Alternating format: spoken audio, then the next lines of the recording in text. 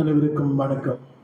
மிக மிக மிக நீண்ட காலத்துக்கு பிறகு தமிழ் சங்க மேடையில் மட்டுமல்ல, ஒரு தமிழ் மேடையிலே உரையாற்றுவதில் மகிழ்ச்சி. பொதுவாக கடந்த சில வருடங்களாகவே இதே போன்ற அழைப்புகளை நிராகரித்து கொண்டிருந்திருக்கிறேன்.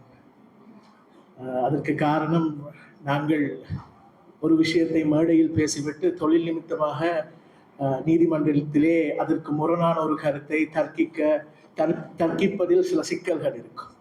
அந்த சிக்கல்களுக்குள் எங்களுடைய கிளையன்ஸை போடக்கூடாது என்பதாலும் தரமான சபைகள் அமைய வேண்டும்.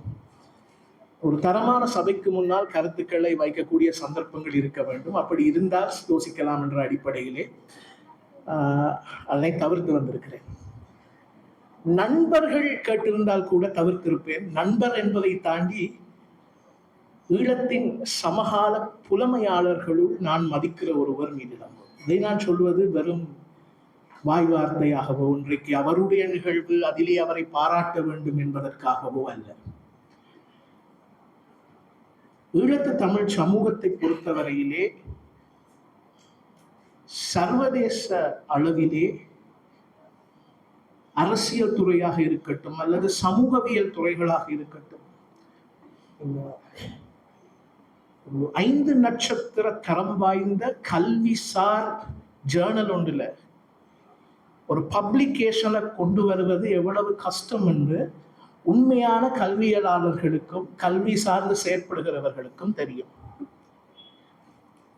மீனிலங்கோ அவர்கள், நான் நினைக்கிறேன், இதுவரை 4-5 கட்டுரைகளை 5 ஸ்டார் ஜேர்னல்ஸிலே பப்ளிஷ் பண்ணியிருக்கிறார். ஆக சர்வதேச தர புலமையாளர்களோடு போட்டி போடக்கூடிய ஒரு புலமையாளர். அந்த மதிப்பு தான் இந்த மேடைக்கு நான் உரையாற்ற வர காரணம். அந்த மதிப்பும் தான் இந்த புத்தகத்தை இவ்வளவு ஆழமாக நான் குறிப்பெடுத்து படிப்பதற்கும் காரணம். ஆனால் ஒரு அச்சத்தோடு தான் இந்த மேடைக்கு வருகிறேன்.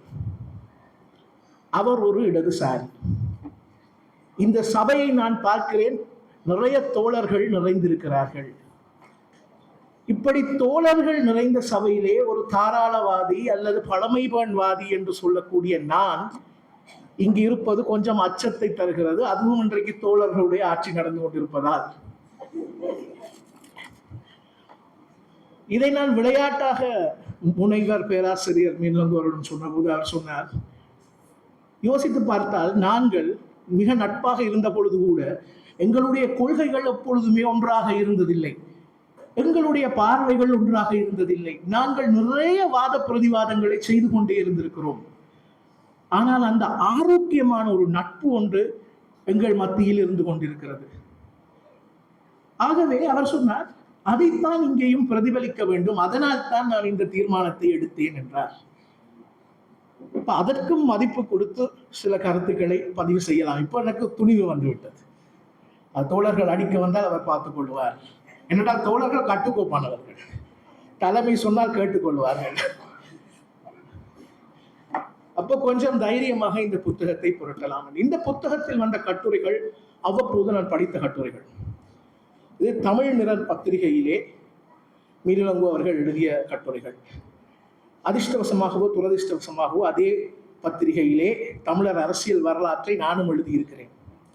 நீங்க கேட்கலாம், ஏன் மதனவாசன் என்ற அவரும் இருக்கிறார், எங்களை எழுத வைத்தவர், தமிழ் நிரல் பத்திரிகை ஆசிரியர், ஏன் ஒரே விஷயத்தை 2 பேரை கொண்டு எழுதச் செய்தார்? வெவ்வேறு காலகட்டமாக இருக்கலாம்.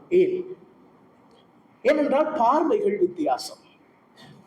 ஒரே வரலாற்றை ஒரு என்னை போன்ற ஒரு நான் என்னை தாராளவாத பழமைவாதி இல்லை, லிபரல் கான்சர்வேட்டிவ் என்று சொல்லிக் கொண்டாலும் பார்ப்பதற்கும் ஒரு இடதுசாரி பார்ப்பது. இந்த இடத்துல நான் ஒரு கேவியட் சொல்லுவோம், ஏன்னா இது கொஞ்சம் புலமை சார்ந்த சபை என்றதாலும் என்றால் இடதுசாரி என்ற வார்த்தையை இன்றைக்கு எல்லாரும் பயன்படுத்தி கொண்டிருக்கிறார்கள். இன்றைக்கு இடதுசாரிகளுக்கு கிராம்ஷிய தெரியாது. ஆனால் மீனிலங்கோ அவர்களுக்கு கிராம்ஷிய மட்டுமல்ல, நடைமுறை அரசியலை கிராம்ஷியன் வியூ கொண்டு இன்டர்பிரேட் பண்ணவும் தெரியும். அவருடைய சில கட்டுரைகள் நியூ டெமோக்ரஸியில நான் வாசிச்சிருக்கேன். அப்போ ஒரு புடம் போன ஒரு இடதுசாரியினுடைய பார்வையும் வித்தியாசமாக இருக்கு. ஒரு தமிழ் தேசியவாதியினுடைய பார்வை வரலாற்றிலே இன்னொரு மாதிரி இருக்கு. ஆகவேதான் ஒரு வரலாற்றை அப்படி ஒரு பத்திரிகை 2-3 எழுத்தாளர்கள் வேறு வேறு பார்வையிலே கொண்டு வந்திருக்கும் என்பது என்னுடைய அனுமானம். அப்ப இந்த கட்டுரைகள் நான் ஏலவே படித்தவைதான். ஆனால் இது ஒரு நூல் பெறும் பொழுது இதில் ஒரு சுவாரஸ்யமான முழுமை இருக்கிறது. இந்த புத்தகத்தை நான் ஒரு 4 மணி நேரத்தில் வாசித்து முடித்து விட்டேன், குறிப்புகள் எடுத்ததோடு சேர்த்து. அதிலே அதை வாசித்து முடித்த பிறகு ஒரு முழுமை தென்பட்டது. அதாவது ஒரு ஒரு ஒரு வரலாற்றை ஒரு விடயத்தை மையப்படுத்தி மீளப்பார்வை செய்கிறார் எழுத்தாளர். அவருடைய ஆரம்ப புள்ளி என்ன என்றால் இந்த 83 கலவரம். கலவரம் என்ற சொல்லுக்கு பின்னால் நிறைய கலவரம் இருக்கிறது. கலவரம் என்று சொல்லலாமா? சொல்லலாது. நான் எழுதும் போது இன அழிப்பு வன்முறை என்று சொன்னேன். சில பேர் அதையும் கூட காட்டமாக பார்த்தார்கள். How can you call it a genocidal program என்று. அதுக்கு காரணம் இருக்கிறது. என்றால் ஜெனோசைட் என்பதற்கு சர்வதேச சட்டத்திலே மிக சிக்கலான ஒரு வரைவிலக்கணம் இருக்கிறது. இப்போ எல்லாரும் உங்களுக்கு இலகுவா சொல்கிறார்கள், நாங்கள் சர்வதேச நீதிமன்றம் போவோம் என்று. அப்படி போவோம் என்று சொல்றார்கள். 20 வருஷமா போவோம் என்று சொல்லினோம் தவிர போக இல்லாது. என்றால் சர்வதேச சட்டத்திலே ஒரு இன அழிப்பை நிரூபிப்பது என்பது சரியான கஷ்டமான விஷயம். இப்ப அது ஒரு புறம் இருக்க, இந்த 83 ஏற்பட்ட இன வன்முறைக்கான காரணத்தை தேடுகிறார் எழுத்தாளர். அதுதான் இந்த நூல். அந்த காரணம் இலங்கையினுடைய வரலாற்றை, அது அவர் போர்த்துகேயர் ஒல்லாந்தர் காலங்களை தொட்டாலும் கிட்டத்தட்ட பிரித்தானிய ஆட்சியிலே 833 கோல்ப்ரூக் கேமரன், எங்களுடைய முதலாவது அரசியல் அமைப்புன்னு நாங்கள் சொல்லக்கூடிய கோல்ப்ரூக் கேமரன்ல இருந்து வந்த அதாவது முன்னேற்றம், அதிலே நடந்த சம்பவங்கள், அதை வைத்து விவரிக்க தொடங்குகிறார். இந்த நூல் என்ன சொல்லுது அப்படின்னு நீங்கள் சுருக்கமா நான் சொல்லணும் என்றால், 83க்கு எங்களை கொண்டு வந்து விட்ட அந்த அரசியல் இருக்கிறது தானே, அந்த அரசியலை ஒரு இடதுசாரியினுடைய பார்வையிலே அழகாக மீளுலம்புவர்கள் சொல்கிறார்கள். அதே நான் இடதுசாரியினுடைய பார்வையில் என்று சொல்கிறேன் என்றால், நான் முதலிலேயே ஒரு முரண்பாட்டு புள்ளியில் இருந்து ஆரம்பிக்கிறேன். இந்த இடத்திலே நான் அவருடைய எழுத்தோடு முரண்படுகிறேன். இந்த புத்தகத்தை வாசிக்கிறவர்களுக்கு ச. பொன்னம்பலம் ராமநாதன் பற்றிய அபிப்பிராயம் கொஞ்சம் மோசமாக உருவாகிக்கூடிய வாய்ப்புகள் இதில் இருக்கிறது. ச. பொன்னம்பலம் ராமநாதனுடைய அரசியலை இவ்வளவு காட்டமாக விமர்சித்த ஒரு எழுத்தை நான் இதுவரை வாசித்ததில்லை. அதாவது ஆங்கிலத்திலே எழுதிய சிங்கள இடதுசாரிகள் கூட ச. பொன்னம்பலம் ராமநாதனை இவ்வளவு காட்டமான விமர்சனத்தை அவருடைய அரசியலுக்கு முன்வைத்ததில்லை. இதிலே சொல்லப்படக்கூடிய முதலாவது பெரும் குற்றச்சாட்டு ராமநாதன் அவர்கள் மீது என்னவென்றால், அவர் தன்னுடைய இனத்துக்கோ அல்லது மக்கள், குறிப்பாக இந்த நாட்டினுடைய எளிய மக்களுக்கோ ஏற்ற ஒரு அரசியலை முன்னெடுக்கவில்லை. அவரிடம் அப்படி ஒரு அரசியல் தூரநோக்கு இருக்கவில்லை. ஆனால் ஒரு சகோதரனை பழித்தவர் இன்னொரு சகோதரனை பாராட்டுகிறார் எழுத்தாளர். ச. பொன்னம்பலம் அருணாச்சலத்துக்கு கிடைத்த ஒரு மிகப்பெரிய பாராட்டு இந்த நூலிலே இருக்கிறது. ராமநாதனுடைய அரசியலிலிருந்து அருணாச்சலமருடைய அரசியல் எப்படி வேறுபட்டது என்பதை பதிவு செய்கிறார். இப்ப இந்த இடத்திலே இது ஆய்வுரை என்பது கொஞ்சம் விமர்சனமும் இருக்க வேண்டும். நல்லாக விமர்சியுங்கள் என்று அவர் சொன்னாலும் அந்த தோழர்களுக்கு பயந்து நான் ஓரளவு விமர்சிக்கிறேன். இப்ப ராமநாதன் அவர்களுடைய பற்றி பேசும் பொழுது இந்த 19-15 கலவரம் ஒரு முக்கிய இடத்தை பெறுகிறது. அதை பற்றிய கனத்த ஆழமான ஒரு ஆய்வு இந்த நூலிலே இருக்கிறது. 19-15 கலவரத்தை பற்றி. இந்த 19-15 கலவரத்தை முன்பு நான் மிகச்சிறிய வயதிலே மேடை பேச்சுக்கள் பேசிய பொழுது சில பேச்சாளர்கள் சொல்லியிருக்கிறார்கள், ச. பொன் ராமநாதனை தேரிலே வைத்து இழுத்த சிங்கள தலைவர்கள் அப்படி என்று. ஏனென்றால் அவர் இங்கிலாந்திலே சென்று லொபியிங் ஒன்று செய்து இந்த 19-15 கலவரத்திலே கைது செய்யப்பட்டிருந்த பல தேசிய வீரர்களை, அதுதான் அவர்கள் பயன்படுத்திய மொழி, நான் சொல்கிற மொழி அல்ல, நான் கேட்ட மொழி, தேசிய வீரர்களை விடுதலை செய்தார் அப்படி என்று. இப்ப இந்த இடத்திலே இந்த நூலினுடைய எழுத்தாளர் முனைவர் மீரிலம்பு ஒரு கேள்வியை கேட்கிறார். 19-15 கலவரம் என்பது என்ன? அது முஸ்லிம்களுக்கும் சிங்கள பௌத்தர்களுக்கும் இடையிலான ஒரு கலவரம். கிட்டத்தட்ட ஒரு ஒரு பௌத்த விகாரை இந்த ப்ரொசெஷன் அவர்களுடைய பெரகரிலே குழப்பம் நிகழ்வித்ததாக உருவான ஒரு கலவரம். அந்த இடத்திலே ராமநாதன் அவர்கள் சிங்கள தலைவர்களை ஜஸ்டிஃபை பண்ணி முஸ்லிம் பார்வையை முன்வைக்கவில்லை என்ற ஒரு குற்றச்சாட்டை அவர் வைத்திருந்தார். இதை நான் மறுதளிக்கிறேன், நேரடியாக அல்ல. ராமநாதன் அவர்களுடைய பார்வையை நாங்கள் புரிந்து கொள்ள ராமநாதன் அவர்களே எழுதிய 1915 அந்த மார்ஷல் லா இன் 1915 எழுதிய புத்தகமும் அதிலேயே டாக்குமெண்ட் செய்யப்பட்டிருக்குது. லெஜிஸ்லேட்டிவ் அசம்பிளியிலே நடந்த பேச்சுக்கள். ராமநாதன் அவர்களுடைய அதனுடைய ஈடுபாட்டுக்கு காரணம் இந்த அது இன ரீதியான அவருடைய பார்வை கிடையாது. இந்த கலவரம் நடைபெற்ற பொழுது அப்பொழுது இருந்த கொலனித்துவ அரசாங்கம் மார்ஷல் லா, அது தமிழ் சரியான மொழிபெயர்ப்பு நான் நினைக்கிறேன் இராணுவ சட்டம் என்று வருமா, இராணுவ சட்டத்தை பயன்படுத்தியது. மார்ஷல் லா என்றால் சிவில் சட்டங்களை அப்படியே, சிவில் சட்டங்களிலே உங்களுக்கு உரிமைகள் பாதுகாப்பு இருக்கும். ஒரு ஆளை அரெஸ்ட் பண்ண முதல் காரணம் சொல்ல வேண்டும். மேஜிஸ்ட்ரேட்ல நீங்கள் ப்ரொடியூஸ் பண்ணிக்கல, நீங்கள் சரியான முறையில் அதை செய்ய வேண்டும். ரிமாண்ட் இருக்கும், பேல் இருக்கும். ராணுவ சட்டம் மார்ஷல் லா கிட்டத்தட்ட பிடிஏ மாதிரி என்று வைத்துக் கொள்ளுங்கள், பிரிவென்ஷன் ஆஃப் டெரரிசம் ஆக்ட். அதை விட பவர்ஃபுல்லான ஒரு லா. அதாவது கவர்னர் ஜெனரலுக்கு, அரசாங்கத்துக்கும் அதீத பலத்தை கொடுக்கிற, ராணுவத்தை நேரடியாக பயன்படுத்தக்கூடிய ஒரு சட்டம். அப்போ இந்த 19-15 கலவரத்தை காட்டி அன்றிருந்த அரசாங்கம் இந்த மார்ஷல் லாவை பயன்படுத்துச்சு.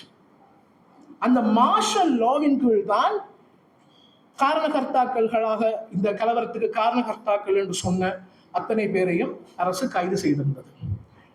சர்புன் ராமநாதனுடைய எதிர்ப்பு என்பது இந்த மார்ஷல் லாவை பயன்படுத்தினது சார்ந்துதான் இருந்தது.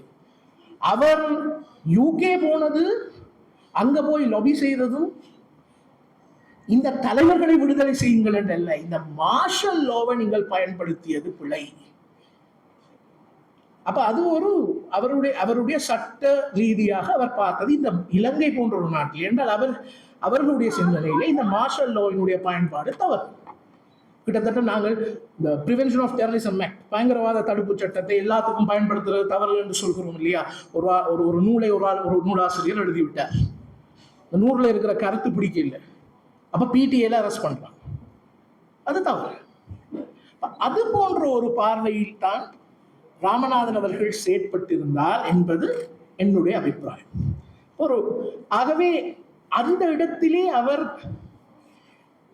இதை ஒரு இன ரீதியான ஒரு விஷயமாக பார்க்கவில்லை. இதற்கு இன்னொரு காரணம் இருக்கிறது. இதை பற்றின கொஞ்சம் ஆழமாக பேசக்கூடிய வாய்ப்பு எனக்கு இருக்கிறது என்றால், என்னுடைய முதுநிலைப்பட்ட ஆய்வும் இந்த பன்மை தேசிய ப்ளூரிநேஷனல் கான்ஸ்டிடியூஷனலிசம் பற்றியதுதான். ஆகவே இலங்கைக்கான ப்ளூரிநேஷனல் கான்ஸ்டிடியூஷனை பற்றி நாங்கள் ஆராயும் பொழுது இந்த வரலாறு முக்கியமாகிறது. ராமநாதன் காலத்தில் இருந்து நாங்கள் இலகுவாக இன் ஹைண்ட்சைட், இங்கிலீஷ் சொல்லுவாங்க, இன் ஹைண்ட்சைட் ஜட்ஜ் பண்ணிக்கல, நாங்கள் சில தவறுகளை விட்டுவிடக்கூடும். என்னவென்றால், அவர்கள் அன்றைக்கு சிந்தித்திருந்த அல்லது எதிர்பார்த்திருந்த அரசு என்பது கொஞ்சம் வித்தியாசமானது. அந்த காலத்திலே இந்த பிரெஞ்சு ரெவல்யூஷனின் வெற்றிக்கு பிறகு தேசிய அரசுகள் கட்டமைக்கப்பட்டு கொண்டிருந்தது உலகம் முழுக்க. பிரான்ஸ் என்ற ஒரு நாட்டிலே ரீஜனல், ஒவ்வொரு ரீஜன்ஸ் இருக்கும், ஒவ்வொரு ரீஜனுக்கு ஒரு மொழி வழக்கு, ஒரு கல்வி கலாச்சாரம் இருந்தது. ஆனா பிரெஞ்சு ரிப்பப்ளிக் உருவாகும் பொழுது அது அத்தனையும் இல்லாதொழிக்கப்பட்டு ஒற்றை பிரெஞ்சு அடையாளத்துக்கு கீழ், அதுக்குள்ளே இனங்கள், பிரதேசங்கள், சர்ச்சுக்கும் ஸ்டேட்டுக்குமான இரண்டும் பிரிக்கப்பட்டது. ஆகவே மதங்கள் இவற்றை தாண்டி தேசிய அடையாளம் ஒன்று முன்னிறுத்தப்பட்டு ஒரு நேஷன் ஸ்டேட், ஒரு தேசிய அரசாக உருவாக்கப்பட்டிருந்தது. அப்ப அந்த காலத்துல எப்படி இப்ப ஸ்ரீலங்கன் யூனிவர்சிட்டிக்கு போறார்கள் சேகுவேராவை பிடித்து கொஞ்சம் இடதுசாரிய கருத்துக்கொள்ளுக்குள் போவதை போல, அன்று பிரித்தானியாவிலே படித்தவர்களுக்கு இந்த நேஷன் ஸ்டேட் ஐடியா மீதான ஒரு பார்வை இருந்தது. அப்ப அதனாலே ஒரு சிலோனி ஸ்டேட், அதாவது சிலோனியர்களின் அரசு என்ற ஒரு அரசை இங்கே உருவாக்குவதற்காக ஒரு எண்ணத்திலே தான் அவர்கள் செயற்பட்டார்கள் என்பதும் நான் வரலாற்றில் இருந்து ஊய்த்துக் கொள்வேன் என்னுடைய அனுமானம். அப்படி செயற்பட்டவர்கள் தமிழின அரசியலை பற்றி யோசிக்கவில்லை ஏதோ ஒரு கட்டத்திலும் என்பது ஒரு முழுமையான விமர்சனமான ஒரு கேள்வி இருக்கிறது. நிச்சயம் இந்த இடத்திலேதான் பொன்னம்பலம் ராமநாதனில் இருந்து எழுத்தாளர்களுக்கு மிக பிடித்த பொன்னம்பலம் அருணாச்சலம் வித்தியாசப்படுகிறார். அவர், நான் நினைக்கிறேன், ராமநாதன் அளவுக்கு பொறுமை இல்லை அவருக்கு. அவர் பார்த்தார் இதெல்லாம் சரி வராது. இன்றைக்கு சிலோன் தேசிய காங்கிரஸில் அவர்கள் சொன்ன வாக்குறுதியை மீறி ஏமாற்றினார்களோ, அருணாச்சலம் அன்றே முடிவெடுத்து விட்டால் இதற்கு பிறகும் சமரசம் என்ற பெயரிலே ஏமாற முடியாது என்று. ஆகவே அருணாச்சலத்துடைய அரசியல் அந்த இடத்தில் இருந்து கொஞ்சம் வித்தியாசமாக போகிறது. ஆகவே இந்த ராமநாதன் அவர்கள் பற்றிய கருத்தை வாசித்த பொழுது எனக்கு கொஞ்சம் நெஞ்சு கலமாக இருந்தது. நேற்றும் அவரோடு நான் பேசினேன். அவர்கள் மோசமானவர்கள் அல்ல. அவர்கள் சமூகத்துக்காக தங்களுடைய சொத்தை நிறைய தாரை வார்த்து விட்டு போனவர்கள். அப்ப நாங்கள் இன்றிலிருந்து கொஞ்சம் எங்களுடைய விமர்சனத்தை கூட கொஞ்சம் பேலன்ஸ்டா கொடுக்கலாம் ஒன்று எனக்கு தோன்றியது. ஆனால் இதிலே நான் சொன்னேன், இன்றைக்கு திரு ரிஷாங்கன் அவர்களிடம் நான் நிறைய குறிப்பெடுத்துக்கிட்டேன். ஆய்வுரை என்று நீங்கள் சொல்லிட்டீங்க, நீங்கள் பேச சொல்லிக்க நேரம் சொல்ல இல்லை. அப்ப கேட்டால் எவ்வளவு நேரம் வேணும் என்று நான் சொன்னேன். ஒரு 2-2.5 மணித்தியாலும் இந்த நூலை பற்றி ஆய்வு செய்ய தேவைப்படலாம் என்று. இல்லை, வேண்டுமென்றால் 20 நிமிஷம் தரலாம் என்றார். நியாயம்தான். ஆனா இந்த 2.5 மணி நேரம் வேண்டும் என்று நான் சொன்னதுக்கான காரணம் என்னென்றால், இதுல சொல்லப்பட்டிருக்க இந்த 50 சொச்ச கட்டுரைகள் அவ்வளவு சப்ஜெக்ட் ஏரியாவை கவர் பண்ணுது.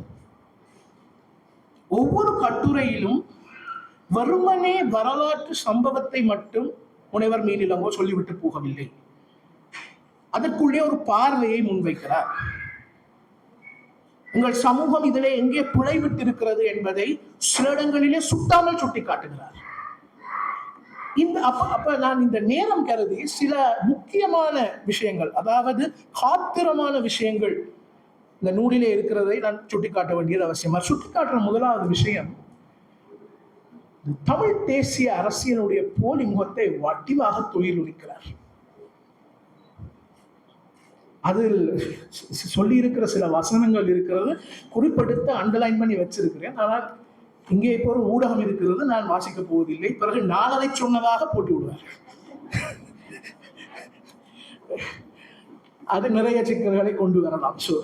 ஆனால் அவரை ஒவ்வொரு இடத்திலும் இந்த தீபாவளிக்கு பொங்கலுக்கு என்ற இந்த அரசியல், அதை அவர் எங்கிருந்து துகிலுரிக்க தொடங்குகிறார் என்று சொன்னால், தமிழ் தேசிய அரசியல் எப்படி தமிழ் மக்களுடைய பிரச்சனைகளை பேசாமலேயே இருந்திருக்கிறது.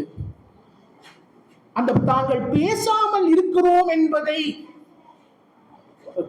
மறைப்பதற்காக சில உணர்ச்சி பூர்வமான விஷயங்களை கொழுந்தெழுதி எழச் செய்து வைத்திருக்கிறது என்பதை மீனலோங்க அவர்கள் பட்டவர்த்தனமாக இதிலே காட்டியிருக்கிறார். இந்த புத்தகத்தை வாசித்த பொழுது எனக்கு ஒரு ரியலைசேஷன் வந்தது. இப்ப இலங்கையினுடைய இந்த சமூகவியல், மானுடவியல், வரலாற்று, சமகால, அதாவது 800களில் இருந்து வந்த ஆய்வுகளை பார்த்தால், ஆங்கிலத்திலே வந்திருக்கிற நீங்கள் நூல்களை எடுத்தால் அதில் அநேகமானது சிங்கள சமூகத்தை மிக கவனமாக ஆய்வு செய்திருக்கிறார்கள். அவர்கள் சிங்கள சமூகத்தின் சாதியம், அவர்களுக்குள் இருந்த சாதி கட்டமைப்புகள், அரசியலிலே சிங்கள சமூக சாதிகளினுடைய செயற்பாடுகள், ஏற்ற இறக்கங்கள், அதனால் வந்த அழுத்தங்கள், இவற்றை பற்றியெல்லாம் மிக தெளிவாக ஆராய்ந்து விட்டு போய்விடுகிறார்கள். அதாவது சிங்கள சமூகத்திலே சாதி அட்லீஸ்ட் கல்வி சமூகத்திலே ஒரு பேசு பொருளாக இருக்கிறது.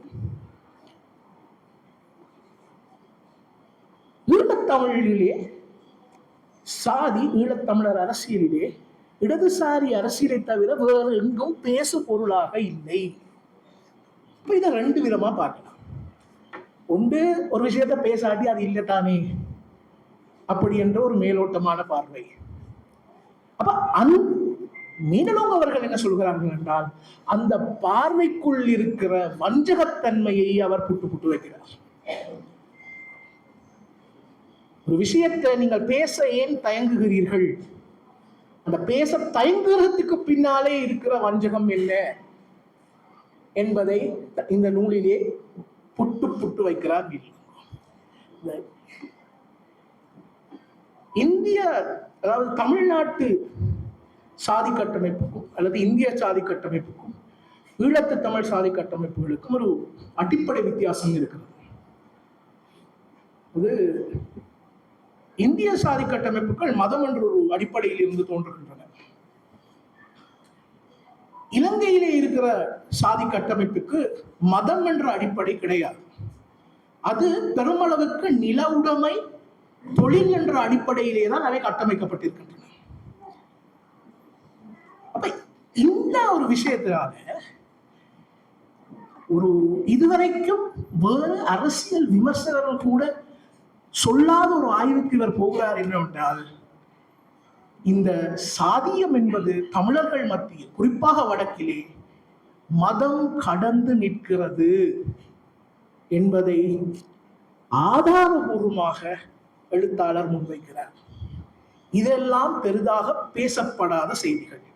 இப்படி நான் சொல்லும் பொழுது பின்னால் இருக்கிற இடதுசாரி தோழர்கள் முறைப்பார்கள், நாங்கள் இதை இவ்வளவு ஆழமா பேசிக் கொண்டிருக்கிறோம், நீங்கள் மேடையில் ஏறி நின்று பேசாத பொருள் என்று சொல்கிறீர்கள் என்று. வெகுஜன பரப்பிலே இவை பேசப்படாத பொருள்.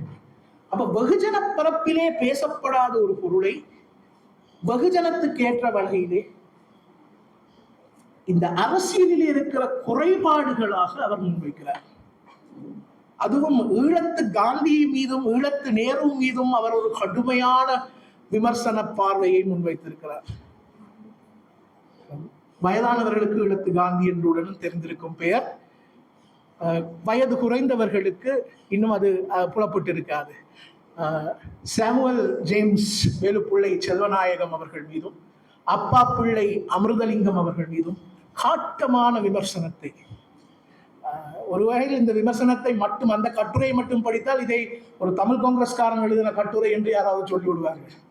அந்த அளவுக்கு காட்டமான ஒரு விமர்சனத்தை அவர் முன்வைக்கிறார். ஆனால் அந்த விமர்சனத்துக்கு முன்னால் ஒரு நேர்மை இருக்கிறது, அதனை நான் பதிவு செய்ய வேண்டும். இந்த இனத்தை இனி கடவுள் தான் காப்பாற்ற வேண்டும் என்று சொல்லிவிட்டு நீங்கள் முடிவெடுத்து விட்டால், அதற்கு பிறகு அந்த இனத்துக்கான அரசியலுக்கு நீங்கள் விதைகளை விதைக்கக்கூடாது. ஏன்னா உங்களுக்கு அதுக்கு பிறகு அரசியல் தெரியாது. தனிநாடு என்ற ஒரு கோரிக்கையை எந்தவித திட்டமும் இல்லாமல் இளைஞர்கள் தலையிலே திணித்துவிட்டு அதனால் வரப்போற எந்த கான்சிக்வன்ஸையும் நீங்கள், அதாவது விளைவுகளையும் நீங்கள் அனுபவிக்க மாட்டீர்கள் என்பதை தெரிந்து கொண்டு அதை செய்ததென்றது மிகப்பெரிய அநீதியா இல்லையா? இந்த கட்டுரைகளை வாசிக்கும் பொழுது அது உங்களுக்குள் எதிரொலிக்கும். இது ஒரு நன்னோக்கத்துக்காக நாங்கள் எங்கள் மக்களுக்காக தியாகங்களை செய்கிறோம் என்று செய்தவர்களை கொச்சைப்படுத்துவதல்ல. ஒரு சமூகத்தை நல் விளைவு தராத அல்லது பயன் தராத அல்லது பயன் தர வைப்பதற்கான திட்டம் ஏதும் இல்லாத ஒரு வெற்று வார்த்தை லட்சியத்தை நோக்கி தள்ளிவிட்டவர்கள் மீதான காட்டமான விமர்சனம். இதை நான் அழுத்தி சொல்ல காரணம் என்னவென்றால், இதை எல்லாரும் சொல்ல மாட்டார்கள். இதை சொல்வதற்கு நிறைய அச்சம் இருக்கிறது. அதையும் எழுதுகிறார். நீங்கள் துரோகி என்று பட்டம் குத்தப்படுவீர்கள். இந்த துரோகிப்பட்ட அரசியலுடைய வரலாற்றையும் அவர் சொல்கிறார். ஒரு இனத்தினுடைய வரலாற்றை மிக காத்திரமான முறையிலே சுய விமர்சனம் செய்கிறார். இந்த இடத்திலே நான் பதிவு செய்ய வேண்டும், நான் இடதுசாரி அல்ல, ஆனால் பதிவு செய்ய வேண்டும். ஒரு இடதுசாரியால் மட்டும்தான் அதை செய்ய முடியும்.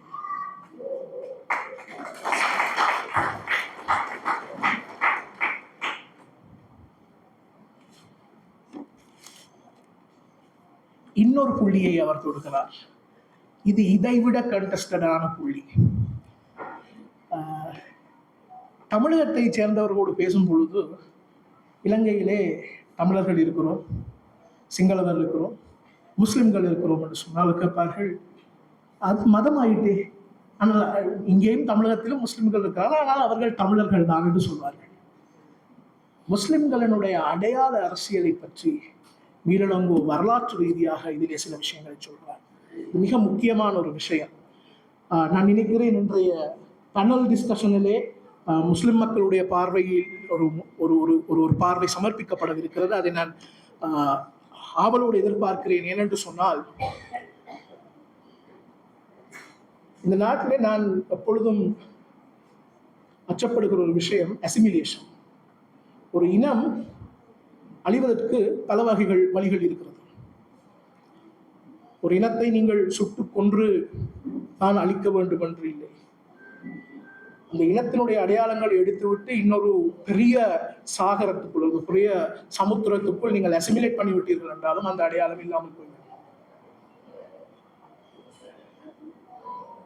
வரலாறு தெளிவாக சொல்கிறது, இந்த நாட்டின் பெரும்பான்மை முஸ்லிம்கள் தமிழை தாய்மொழியாக கொண்ட முஸ்லிம்கள், தமிழர்கள், இஸ்லாத்தை தங்கள் மார்க்கமாக ஏற்றுக்கொண்டவர்கள். ஆனால் கால ஓட்டத்திலே இந்த நாட்டினுடைய அரசியல் கட்டாயம் அந்த நிலையை கொஞ்சம் கொஞ்சமாக மாற்றிக்கொண்டு வருகிறது. இது முஸ்லிம்களுக்கு மட்டுமல்ல, இது தமிழர்களுக்கு நடந்திருக்கிறது. கொச்சிக்கடை கலவரம் என்று அவருடைய அறிமுக உரையாற்றிய பிரசாங்கர் அவர்கள் சுட்டிக்காட்டிய விஷயம், கொச்சிக்கடை கலவரத்தை பற்றி நிறைய ஆய்வுகள் இல்லை. ஆனால் அது எவ்வளவு முக்கியமானது என்பதை மீளங்கோ சொல்கிறார். அதிலே அவர் சுட்டிக்காட்டுவது, இந்த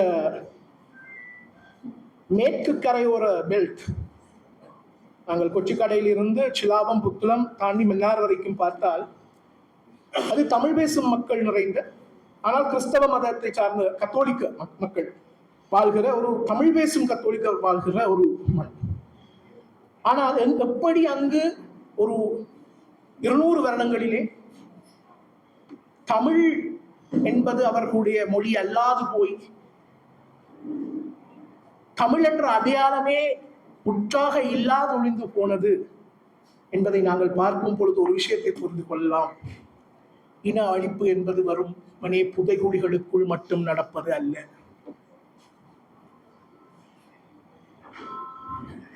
இதை தவிர நிறைய கேள்விகள் இந்த புத்தகத்தை வாசிக்கும் பொழுது உங்களுக்கு வரும். தேசிய இனங்கள் எப்படி உருவாகின்றன எனக்கு விளங்குது. கொஞ்சம் டீப்பா போறேன்னு எல்லாருக்கும் களைப்பாக இருக்கிறது. தேசிய, நான் அப்பயும் யோசினார், ஜோசப் ஸ்டாலினுடைய தேசிய இனங்களுக்கான வரைவிலக்கணத்தோடு எப்படி இதெல்லாம் பொருந்தி போகிறது என்று பேசுவோமாண்டு. ஆனால் அது ஒரு வெகுஜன சபைக்குரிய ஒரு விஷயம் அல்ல. ஆனால் அவ்வளவு தூரம் ஆழமாகவும் சிந்திக்கக்கூடிய எழுத்து இந்த நூலுக்குள் இருக்கு. அது இந்த நூலிலே ஒரு விசேஷம். இந்த புத்தகத்தை ஒரு 18 வயதிலே இருக்கிறவர் எடுத்து வாசித்தால் அவருக்கு இந்த புத்தகத்தில் கிடைக்கக்கூடிய புரிதலும், ஒரு 30-40 வயசிலே வாசிப்பவருக்கு கிடைக்கக்கூடிய புரிதலும், அரசறிவியல், சமூகவியல், மானுடவியல் என்று ஓரளவு பரிச்சயம் இருக்கிறவர்கள் வாசிக்கும் பொழுது கிடைக்கிற புரிதலும் வித்தியாசமானதாக இருக்கும். அவ்வளவு தூரத்துக்கு காத்திரமான ஆழமான எழுத்துக்கள்.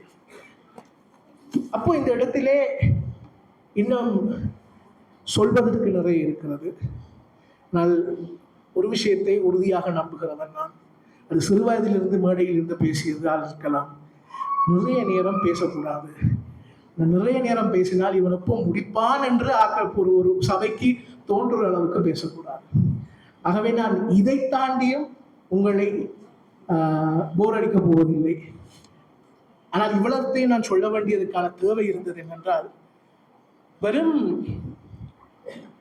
வாய் வார்த்தைகளிலே ஒரு நல்ல புத்தகம் நல்லா வந்திருக்குது, அட்டைப்படம் நல்லா இருக்கிறது, தரமாக இருக்கிறது, நல்ல கட்டுரை, ஆழமான கட்டுரை என்று சொல்லிவிட்டு போவது உண்மையாவே ஒரு தரமில்லாத புத்தகத்துக்கு கொடுக்கக்கூடிய விமர்சனம் தான் என்று நான் நம்புகிறேன்.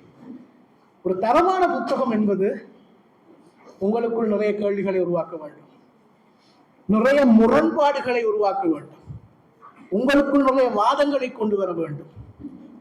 ஏனென்றால் அறிவு என்பது அந்த இடத்திலே ஊற்றெடுக்கிறது என்பதுதான் என்னுடைய அபிப்பிராயம். இது அப்படிப்பட்ட ஒரு புத்தகம். நிச்சயமாக தயவு செய்து புத்தகத்தை வாங்குங்கள், அது வியாபார நோக்கம், வேற டிபார்ட்மெண்ட்.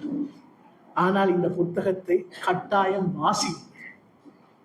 இதனோடு இருக்கிற ஏதோடு நீங்கள் ஒத்து போக வேண்டியதில்லை. சில விஷயம் இப்ப இதுல இருக்கிற சில கருத்துக்களை நான் சொன்னேன், நான் ஒத்து போக வேண்டிய அவசியம் இல்லை. ஆனால் அது உங்கள் சிந்தனையை தூண்டும்.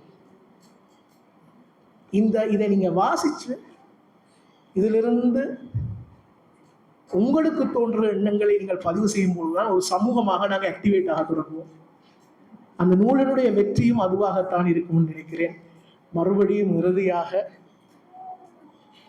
பேராசிரியர் முனைவர் அப்படி சொல்றதையே அவர் விரும்புகிறேன். அதான் எத்தனையோ பேர் பட்டங்களை போட்டுக்கொண்டு திடீர காலத்திலே வெறுமனே பேரை மட்டும் போட்டிருக்கிறார்.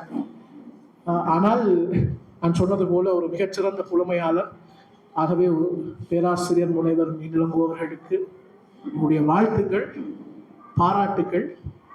இந்த நூலிலே அவர் ஒன்றை எழுதவில்லை, நேற்று அதை சொன்னேன். நான் அதை காத்திரமான விமர்சனமாக முன்வைப்பேன்.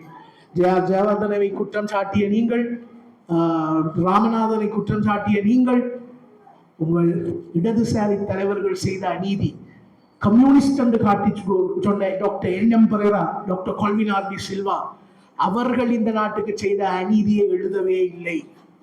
அதை நான் சுட்டு காட்டுவேன். இருமொழி ஒரு நாடு, ஒரு மொழி இரு நாடு என்று சொன்னவர்கள் 72 என்ன செய்தார்கள்?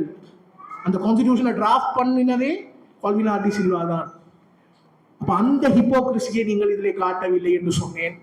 சொன்னார், அவர்களை பற்றி தனியாக ஒரு புத்தகம் எழுதி கொண்டிருக்கிறேன், அவர்களை பற்றி தனியாக ஒரு புத்தகம் எழுதி கொண்டிருக்கிறேன் என்று. அந்த புத்தகத்துக்கு நான் வெயிட்டிங்.